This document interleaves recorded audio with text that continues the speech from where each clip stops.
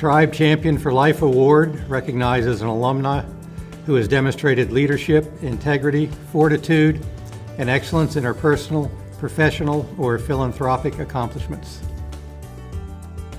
Jeri was a member of one of the first women's track teams at William & Mary. They were just beginning in those days, and I don't think there was a whole lot of recruitment. I think she just more or less came to William & Mary.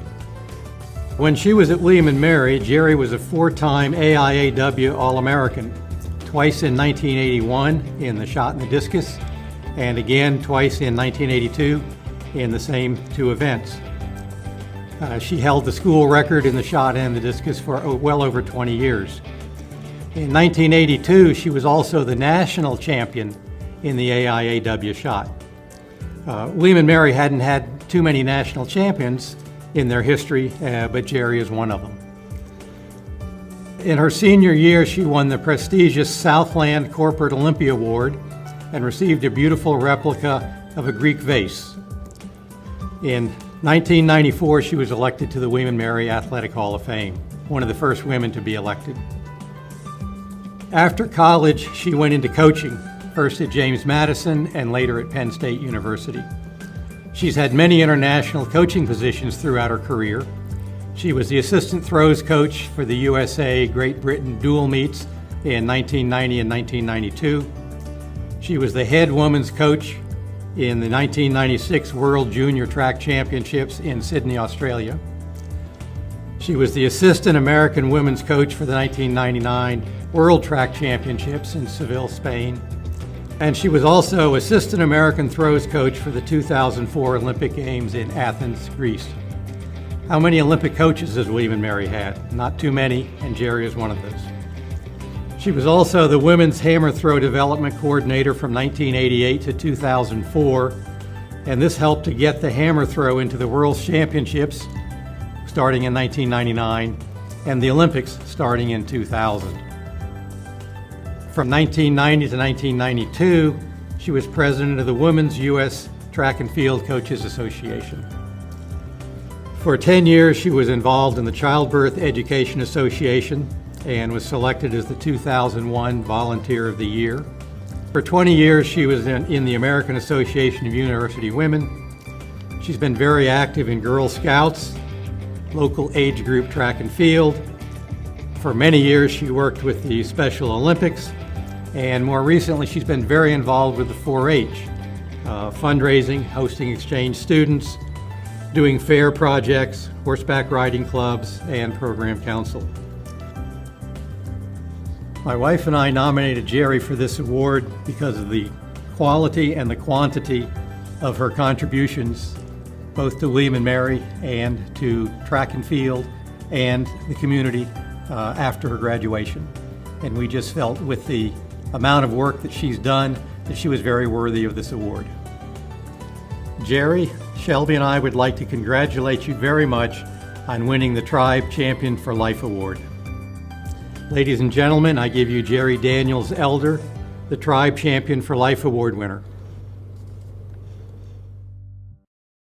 My life's work has been focused on helping people achieve their dreams, first as a coach, next as a parent, and currently as an educator. And all of those jobs are intertwined, and they work together each day.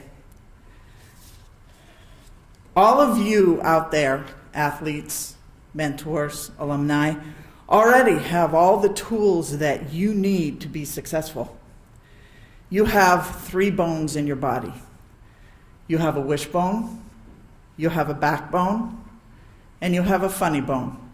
And that's all you will ever need to get any job or any challenge accomplished. I have a few thank yous. I must thank Millie West, who created the athletic program here at William & Mary, and also in my senior year increased my scholarship but didn't tell me.